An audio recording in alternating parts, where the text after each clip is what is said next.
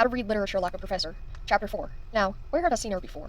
One of the great things about being a professor of English is that you get to keep meeting old friends.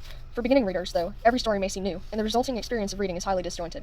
Think of reading, on one level, as those papers from elementary school where you connect the dots. I can never see the picture in a connects the dot drawing until I put in virtually every line. Other kids could look at a page full of dots and say, "Oh, that's an elephant. That's a locomotive." Me, I saw dots. I think it's partly predisposition. Some people handle two-dimensional visualization better than others, but largely a matter of practice. The more connect-the-dot drawings you do, the more likely you are to recognize the design early on. Same with literature. Part of pattern recognition is talent, but a whole lot of it is practice. If you read enough and give what you read enough thought, you begin to see patterns, archetypes, recurrences. And as with those pictures among the dots, it's a matter of learning to look. Not just to look, but where to look, and how to look. Literature, as the great Canadian critic of Northrop Frye observed, grows out of other literature. We should not be surprised to find, then, that it also looks like other literature. As you read, it may pay to remember this. There's no such thing as a wholly original work of literature. Once you know that, you can go looking for old friends and asking the attendant question, "Now, where have I seen her before?" One of my favorite novels is Tim O'Brien's Going After Cacciato. Lay readers and students generally like it too, which explains why it has become a perennial strong seller. Although the violence of the Vietnam War scenes may turn some readers off, many find themselves totally engrossed by something they initially figured would just be gross. What readers sometimes don't notice in their involvement with the story, and it is a great story, is that virtually everything in there is from somewhere else. Lest you conclude with dismay that the novel is somehow plagiarized or less than original, let me add that I found the book wildly original, that everything O'Brien borrows makes perfect sense in the context of the story he's telling, even more so once we understand that he has repurposed materials from older sources to accomplish his own ends. The novel divides into three interwoven parts. 1. The actual story of the war experience of the main character, Paul Berlin, up to the point where his fellow soldier Cacciato runs away from the war. 2. The imagined trip on which the squad follows Cacciato to Paris. And 3. The long night watch on a tower near the South China Sea, where Berlin manages these two very impressive mental feats of memory on the one hand and invention on the other. The actual war, because it really happened, he can't do much about. Oh, he gets some facts wrong and some events out of order, but mostly reality has imposed a certain structure on memory. The trip to Paris, though, is another story. Actually, it's all stories. Or all those Paul has read in his young lifetime. He creates events in people out of novels, stories, histories he knows, his own included, all of which is quite unwitting on his part. The pieces disappearing out of his memory. O'Brien provides us with a wonderful glimpse into the creative process, a view of how stories get written, and a big part of that process is that you can't create stories in a vacuum. Instead, the mind flashes bits and pieces of childhood experiences, past reading, every movie the writer-creator has ever seen, last week's argument with a phone solicitor, in short, everything that lurks in the recesses of the mind. Some of this may be unconscious, as it is in the case of O'Brien's protagonist. Generally, though, writers use text quite consciously and purposefully, as O'Brien himself does, unlike Paul Berlin. He is aware that he's drawing from Lewis Carroll or Ernest Hemingway. O'Brien signals the difference between novelist and character in the structuring of the two narrative trains. About halfway through the novel, O'Brien has his characters fall through a hole in the road. Not only that, one of the characters subsequently says that the way to get out is to fall back up.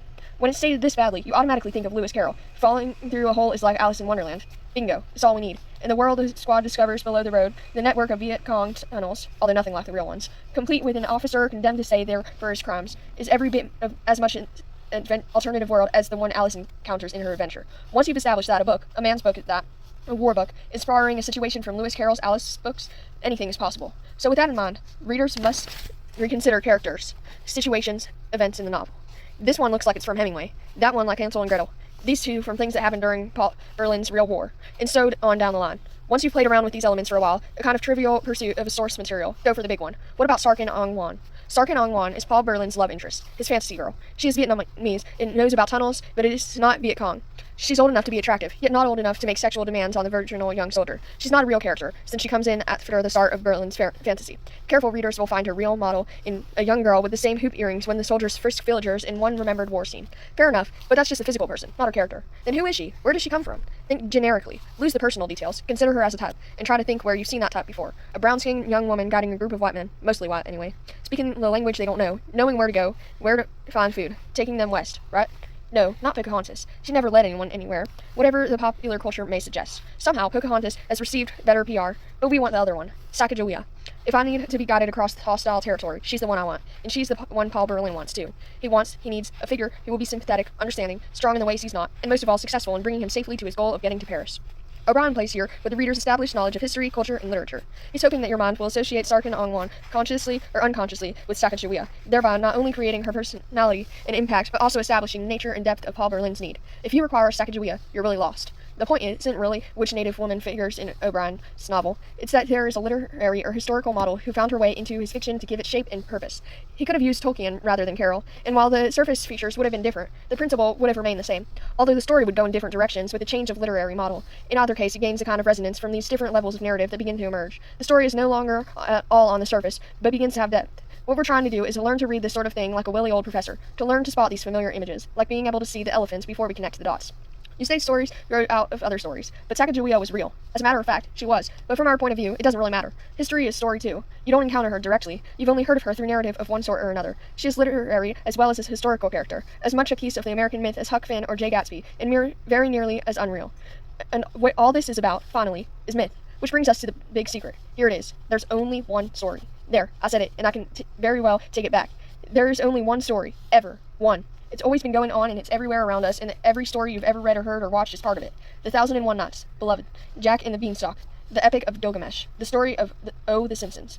T.S. Eliot said that when a new work is created, it is set among the monuments, adding to and altering the other. That always sounds to me a bit too much like a graveyard. To me, literature is something much more alive, more like a barrel of eels. When a writer creates a new eel, wriggles its way to the barrel, muscles a path into the great teeming mass from which it came in the first place. It's a new eel, but it shares its eelness with all those other eels that are in the barrel or have ever been in the barrel. Now, if that simile doesn't put you off reading entirely, you know you're serious. But the point is this: stories grow out of other stories, poems out of other poems. And they don't have to stick to genre. Poems can learn from plays, songs, from novels. Sometimes influence is direct and obvious, as when the 20th century American writer T. Corazon Boyle writes The Overcoat II, a postmodern reworking of the 19th century Russian writer Nikolai Gogol's classic story, The Overcoat. Or when William Trevor updates James Joyce's Two Gallants with Two More Gallants, or when John Gardner reworks the medieval Beowulf into his little postmodern masterpiece Grendel. Other times, it's less direct and more subtle. It may be vague, the shape of a novel generally reminding readers of the same earlier novel, or a modern-day miser recalling Scrooge. And of course, there's the Bible. Among its many other functions, it too is a part of one big story. A female character may remind us of Scarlett O'Hara, or Ophelia, or even, say, Pocahontas. These similarities, and they may be straight or ironic or coming or tragic, begin to reveal themselves to readers after much practice of reading. All this resembling other literature is all well and good, but what does it mean for our reading? Excellent question. If we don't see the reference, it means nothing, right? So the worst thing that occurs is that we're still reading the same story as if the literary precursors weren't there. From there, anything that happens is a bonus. A small part of what transpires us is what I call the aha factor. The delight we feel at recognizing a familiar component from earlier experience. That moment of pleasure, wonderful as it is not enough, so that awareness of similarity leads us forward. What typically takes place is that we recognize elements from some prior text and begin drawing comparisons and parallels that may be fantastic, parodic, tragic, anything. Once that happens, our reading of the text changes from the reading governed by what's overtly on the page. Let's go back to Cacciato for a moment. When the squad falls through the hole in the road in language that recalls Alice in Wonderland, we quite reasonably expect that the place they fall into will be a wonderland in its own way. Indeed, right from the beginning, this is true. The ox cart and Sarkin Ongwan's aunties fall faster than she and the soldiers despite the law of gravity, which decrees that falling bodies all move at 32 feet per second squared. The episode allows Paul Berlin to see a Viet Cong tunnel, which his inherent terror will never allow him to do in real life. And this fantastic tunnel proves both more elaborate and more harrowing than the real ones. The enemy officer who is condemned to spend the remainder of the war down there accepts his sentence with a weird logic that would do Lewis Carroll proud. The tunnel even has a periscope through which Berlin can look back at the scene from the real war. His past, obviously the episode could have these features without invoking Carroll, but the Wonderland analogy enriches our understanding of what Berlin has created, furthering our sense of the outlandishness of this portion of his fantasy.